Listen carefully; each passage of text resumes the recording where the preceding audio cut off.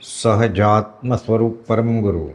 તમારો પ્રશ્ન છે કે આત્માદિ અસ્તિત્વના જે નિરૂપક શાસ્ત્ર પ્રત્યક્ષ સદગુરુ યોગ નહીં ત્યાં આધાર સુપાત્ર.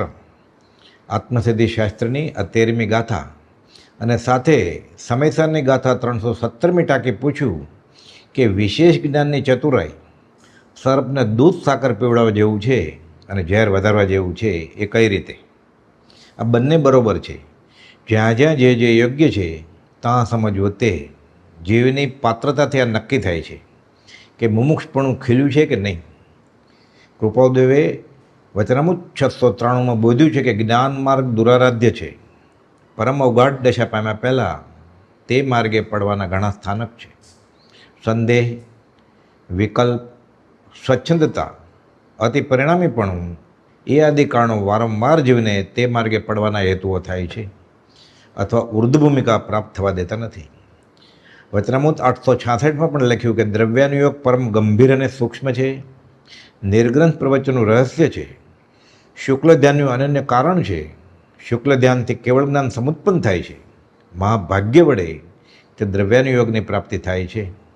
સાથે પરમાત્મા તાકીદ કરી કે દર્શન મોહનો અનુભવ ઘટવાથી અથવા નાશ પામવાથી, વિષય પ્રત્યે ઉદાસીનતાથી અને મહત્પુરુષના ચરણકમળની ઉપાસનાના બળથી જ દ્રવ્યાનુયોગ પરિણમે છે. જેમ જેમ સંયમ વર્ધમાન થાય છે તેમ તેમ દ્રવ્યાનુયોગ યથાર્થ પરિણમે છે. સંયમની વૃદ્ધિનું કારણ સમ્યક દર્શનનું નિર્મળત્વ છે. તેનું કારણ પણ દ્રવ્યાનુયોગ થાય છે. પણ સામાન્યપણે દ્રવ્યાનુયોગની યોગ્યતા પામવી દુર્લભ છે. આત્મારામ પરિણામી, પરમ વિતરાગ દ્રષ્ટિવંત, પરમ અસંગ એવા મહાત્મા પુરુષો તેના મુખ્ય પાત્ર છે. સર્વ માટે નથી. ખંભાતના મુમુક્ષો પર અને તે રીતે સર્વે છૂટવાના ઈચ્છુક પર વચનામૃત 254માં કૃપાદેવે બોધ્યું છે કે ઘણું કરીને મનુષ્યાત્મા કોઈને કોઈ ધર્મમતમાં હોય છે અને તેથી તે ધર્મમત પ્રમાણે પ્રવર્તવાનું તે કરે છે એમ તે માને છે, પણ એનું નામ મુમુક્ષતા નથી. મુમુક્ષતા તે છે કે સર્વ પ્રકારની મોહાસક્તિથી મૂંઝાય.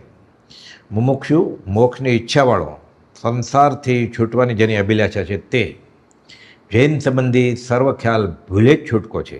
શ્વેતાંબર, દિગંબર, સ્થાનકવાસી, દેરાવાસી, તેરાપંથી જીવને મૂળપણે જોતા જો મુમુક્ષતા આવી હોય તો નિત્ય પ્રત્યે તેનું સંસાર બળ ઘટ્યા કરે. સંસારમાં ધન આદિ સંપત્તિ ઘટે કે નહીં તે અનિયત છે, પણ સંસાર પ્રત્યે જે જીવની ભાવના તે મોળી પડ્યા કરે, અનુક્રમે નાશ પામ્યા વગર થાય છે. વચનામૃત 495. આરંભ અને પરિગ્રહનો જેમ જેમ મોહ મટે છે, જેમ જેમ તેને વિશેથી પોતાપણાનું અભિમાન મંદ પરિણામને પામે છે, તેમ તેમ મુમુક્ષતા વર્ધમાન થયા કરે છે. વિશાળ બુદ્ધિ, મધ્યસ્થતા, સરળતા અને જીતેન્દ્રિયપણું આટલા ગુણો જે આત્મામાં હોય તે તત્વ પામવાનું ઉત્તમ પાત્ર છે એમ કૃપાદેવે વચનામૃત 40માં બોધ્યું છે. અહમભાવ, અર્ધદગ્ધપણું રસગારવ જાય ત્યારે સંકિત થાય એમ થાળાંગ સૂત્રમાં બોધ્યું છે. દયા, શાંતિ, સમતા, ક્ષમા, સત્ય, ત્યાગ, વૈરાગ્ય હોય મુમુક્ષુ ઘટ વિશે એ સદાય સુજાગ્ય. દયા, શાંતિ, સમતા, ક્ષમા, સત્ય, ત્યાગ અને વૈરાગ્ય એ ગુણો મુમુક્ષના ઘટમાં સદાય સુજાગ્ય એટલે જાગ્રત હોય. અર્થાત એ ગુણો વિના જીવને મુમુક્ષપણું પણ હોય નહીં. આત્મસિદ્ધિ ગાથા 138.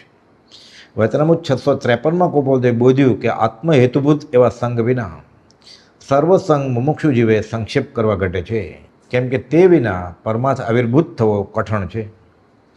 અસાર અને ક્લેશરૂપ આરંભ પરિગ્રહના કાર્યમાં વસતા જો આ જીવ કંઈ પણ નિર્ભય કે અજાગૃત રહે તો ઘણા વર્ષોનો ઉપાસેલો વૈરાગ પણ નિષ્ફળ જાય એવી દશા થઈ આવે છે.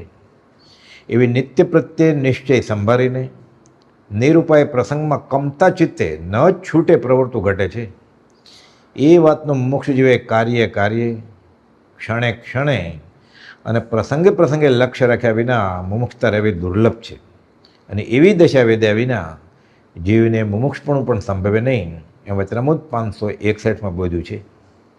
જ્ઞાની પુરુષને મળીને જે આત્મભાવે, સ્વચ્છંદપણે, કામનાએ કરી, રસે કરી, જ્ઞાનીના વચનની ઉપેક્ષા કરી અને ઉપયોગ પરિણામી થઈ સંસારને ભજે છે તે પુરુષ તીર્થંકરના માર્ગથી બહાર છે એમ કહેવાનો તીર્થંકરનો આશય છે એ વચનામૃત 414માં બોધ્યું છે.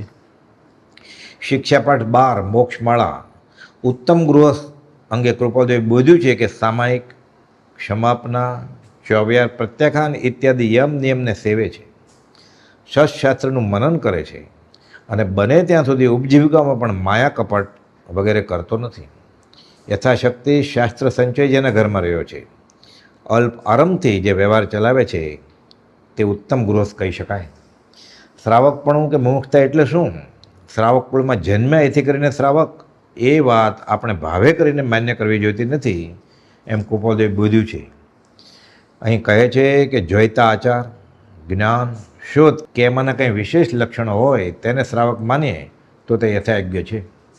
તત્વને કોઈક જ જાણે છે, જાણે કરતાં ઝાઝી શંકા કરનારા અર્ધદગ્ધો પણ છે. મોક્ષમાળા શિક્ષાપાઠ 53 મહાવીર શાસન વચનામૃત 454માં બોધ્યું કે સંસાર સ્પષ્ટ પ્રીતિથી કરવાની ઈચ્છા થતી હોય તો તે પુરુષે જ્ઞાનીના વચન સાંભળ્યા નથી અથવા જ્ઞાની પુરુષના દર્શન પણ તેણે કર્યા નથી એમ તીર્થંકર કહે છે. જીવ પરમાત્મામાં છે કે નહીં?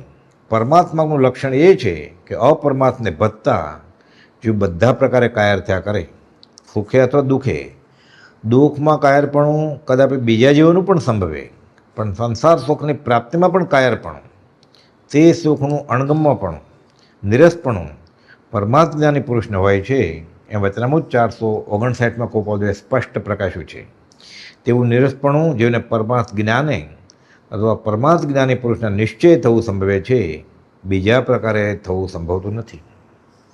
જે મુમુક્ષુ જેવું ગૃહસ્થ વ્યવહારમાં વર્તો હોય તેણે તો અખંડ નીતિનું મૂળ પ્રથમ આત્મામાં સ્થાપવું જોઈએ, નહીં તો ઉપદેશ આદિનું નિષ્ફળપણું થાય છે એમ વચનામૃત 496માં પ્રકાશ્યું છે. એ નીતિ મુક્ત પ્રાણ જેવી દશા આવે ત્યાગ વૈરાગ ખરા સ્વરૂપમાં પ્રગટે છે અને તે જ જીવને સત્પુરુષના વચનનું તથા આજ્ઞાધર્મનું અદ્ભુત સામર્થ્ય, મહાત્મ્ય અને રહસ્ય સમજાય છે. કુળ સંપ્રદાયના આગ્રહને નિવૃત્ત કરવાને અર્થે શાસ્ત્રો વાંચવાના કયા છે. જીવને કુળ યોગે સંપ્રદાય પ્રાપ્ત થયો હોય છે તે પરમાત્મરૂપ છે કે કેમ? સહેજે તે જ પરમાત્માની જીવ પરમાત્માથી ચૂકે છે. માટે મુમુક્ષુ જીવને તો એમ જ કર્તવ્ય છે કે જીવને સદગુરુ યોગે કલ્યાણની પ્રાપ્તિ અલ્પકાળમાં થાય તેવા સાધન, વૈરાગ અને ઉપશમ એ આરાધવા કયા છે. વચનામૃત 510માં સ્પષ્ટ પ્રકાશ્યું કે બંધવૃત્તિઓને ઉપશમાવવાનો તથા નિવર્તવાનો જીવને અભ્યાસ, સતત અભ્યાસ કર્તવ્ય છે. કારણ કે વિના વિચારે, વિના પ્રયાસે તે વૃત્તિઓનું ઉપશમવું અથવા નિવર્તવું કેવા પ્રકારથી થાય? કારણ વિના કોઈ કાર્ય સંભવતું નથી. સાચી મુમુક્ષતા આવે તો જીવને આ સંસાર ત્રાસદાયક કેદખાના જેવો લાગે, શરીર મળમૂત્રની ખાણ લાગે. આત્માને આવા ગંદા સ્થાનમાં રહેવું પડે છે, તેની સંભાળ રાખવી પડે છે અને તેના ઉપયોગ અને તેના ઉપર મોહ થતાં કર્મ માંદી નરક વગેરે ગતિના તીવ્ર દુઃખો ઊભા થાય તેવી અંતરપ્રણિતિ થઈ જતી હોય તે ખ્યાલ આવતા જીવને કંપારી છૂટે. તેવી દશા ન આવે ત્યાં સુધી તો અધમાધમ અધિકો પતિત સકલ જગતમાં હું એવું રટન કર્યા કરવા યોગ્ય છે. જ્ઞાની પુરુષને સકલ જગત તે એઠવત સમજાય છે. તે જ એઠવાડો એકઠો કરનાર એવો હું આ શું કરી રહ્યો છું? મુમુક્ષુ જીવને એક અજ્ઞાનની નિવૃત્તિ ઈચ્છવી એ રૂપ જે ઈચ્છા, તે સિવાય વિચારવાન જીવને બીજી ઈચ્છા હોય જ નહીં. અસાર સંસારમાં જે વિશ્વાસ રાખે છે, સુખ માને છે, તે મુમુક્ષુ હોઈ શકે નહીં. શિક્ષાપાઠ 24 સત્સંગના પાઠમાં કૃપાદેવે બોધ્યું કે જેનાથી હંમેશનો પરિચય રહી રાગ રંગ, ગાન તાન અને સ્વાદિષ્ટ ભોજન સેવાતા હોય તે તમને ગમે તેવો પ્રિય હોય તો પણ નિશ્ચય માનજો કે તે સત્સંગ નથી પણ કુસંગ છે. કળિયુગ છે માટે ક્ષણવાર પણ વસ્તુ વિચાર વિના ન રહેવું એમ મહાત્માની શિક્ષા છે એ કૃપાદેવે બોધ્યું છે. નહીં કશાય ઉપશાંતા, નહીં અંતરવૈરાગ્ય, સરળપણુંના મધ્યસ્થતા એ મતાથી દુર્ભાગ્ય. આત્મસિદ્ધિ ગાથા 32 વચનામૃત 609માં 13મી કોલમમાં કૃપાદેવે બોધ્યું કે જીવે મુખ્યમાં મુખ્ય અને અવશ્યમાં અવશ્ય એવો નિશ્ચય રાખો કે જે કંઈ મારે કરવું છે તે આત્માને કલ્યાણરૂપ થાય તે જ કરવું છે. અને તે જ અર્થે આ ત્રણ યોગની ઉદયબળે પ્રવૃત્તિ થતી હોય તો થવા દેતા પણ છેવટે તે ત્રિયોગથી રહિત એવી સ્થિતિ કરવાને અર્થે તે પ્રવૃત્તિને સંકોચતા ક્ષય થાય એ જ ઉપાય કર્તવ્ય છે. તે ઉપાય મિથ્યાગ્રહનો ત્યાગ, સ્વચ્છંદપણાનો ત્યાગ, પ્રમાદ અને ઇન્દ્રિય વિષયનો ત્યાગ એ મુખ્ય છે. તે સત્સંગના યોગમાં અવશ્ય આરાધન કર્યા જ રહેવા અને સત્સંગના પરોક્ષપણામાં તો અવશ્ય આરાધન કર્યા જ કરવા. કેમ કે સત્સંગ પ્રસંગમાં તો જીવનું કંઈક ન્યૂનપણું હોય તો તે નિવારણ થવાનું સત્સંગ સાધન છે, પણ સત્સંગના પરોક્ષપણામાં તો એક પોતાનું આત્મબળ જ સાધન છે. જો તે આત્મબળ સત્સંગથી પ્રાપ્ત થયેલા એવા બોધને અનુસરે નહીં, તેને આચરે નહીં, આચારોમાં થતા પ્રમાદને છોડે નહીં, તો કોઈ દિવસે પણ જીવનું કલ્યાણ થાય નહીં. જીવને વૈરાગ્ય અને ઉપશમ બે સાધન કયા છે, અને એવા જે સાધનો જીવને સંસારભય દ્રઢ કરાવે તે સાધનો સંબંધી ઉપદેશ કયો છે તે ઉપદેશ બોધ. આ થાય ત્યારબાદ નિશ્ચય મુખ્ય ગ્રંથ વાંચવા એમ જ્ઞાની બોધે છે. જો ઉપદેશ બોધ જીવને અંતઃકરણમાં સ્થિતિમાન થયો ન હોય તો સિદ્ધાંત બોધનું માત્ર તેને શ્રવણ થાય તે ભલે, પણ પરિણામ થઈ શકે નહીં. સમયસાર નાટકના લેખક પંડિત બનારસીદાસજીના જીવનનો પ્રસંગ છે. આગ્રામાં તેઓની કાવ્યશક્તિ જોઈને તેઓના એક સમાગમી મિત્ર અર્થમલજી રાજી થતા, પણ તેમની કવિતામાં આધ્યાત્મિક વિદ્યા નહિવત તે વિચારે ચડ્યા. એક દિવસ અવસર પામીને તેમણે આ કવિવરને પંડિત રાજમલજી કૃત સમયસાર ટીકા આપીને કહ્યું કે આપ આ વાંચો અને સદ્ધર્મ શોધો. તેમણે તે ગ્રંથ કેટલી વાર વાંચ્યો, પોતાની રુચિએ અને પોતાની સમજણે વાંચ્યો કે તેઓ તો નિશ્ચયમાં જ હવે ઓતપ્રોત થઈ ગયા. હવે બાહ્ય ક્રિયાઓમાં રસ ઘટવા લાગ્યો, એટલે સુધી કે બધી સત્ક્રિયાઓ પણ કરવી છોડી દીધી. આગળ શું બન્યું તે અંગે સ્વયં જ રોચક અને ગંભીર કથની કહે છે. કરની કો રસ મિટ ગયો, ભયો ન આત્મ સ્વાદ, ભઈ બનારસી કી દશા, જથા ઊંટ કો પાત. પોતે જ પોતાની દશા અંગે કહે છે. હવે તેમણે તો જપ, તપ, સામાયિક પ્રતિક્રમણ વગેરે ક્રિયાઓ તદ્દન છોડી દીધી. તેમની સાથે તેમના મિત્ર ચંદ્રભાણ, ઉદયકરણ અને થાનમલજી પણ આ રસ્તે ચડ્યા. બધા નિશ્ચયવાદી થઈ ગયા. હવે તો વસ્ત્ર કાઢી નગ્ન થઈ ઘરમાં ભરાઈ રહે અને પોતે જાણે અપરિગ્રહી મુનિ થઈ ચૂક્યા છે તેનો આનંદ વેદે. જાણે એક દોરાનો પણ પરિગ્રહ નહીં. નગન હોઈ ચારો જને ફેરી કોઠરી માહી, કહી ભય મુનિરાજ હમ કછું પરિગ્રહ નાહી.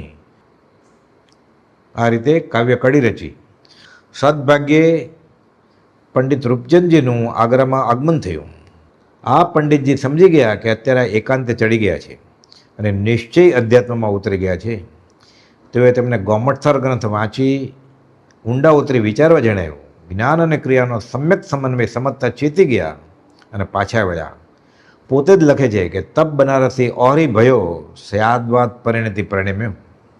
ગોમઠથર વાંચી લીધા પછી બનારસીદાસજી શ્રી કુનકુન આચાર્યકૃત સમયસારનો પદ્ય અનુવાદ શરૂ કરે છે અને નિશ્ચયની વાતો પણ રોચક રીતે રજૂ કરી સમયસાર નાટકની રચના કરે છે. મૂળ બોધ અહીં એ છે કે નિશ્ચયવાણી સાંભળી સાધન તજવા નોય, નિશ્ચય રાખી લક્ષ્યમાં સાધન કરવા સોય. આત્મસિદ્ધિ 131મી ગાથા. આ ક્યારે પરિણમે? જ્યારે જીવને ઉપદેશ બોધ પરિણમે, 5 ઇન્દ્રિયના વિષયો કાબૂમાં આવે, મન સંયમિત થાય અને કશાયો ઘટે, પછી સિદ્ધાંત બોધ પરિણમે. સહજાત્મ સ્વરૂપ પરમ ગુરુ.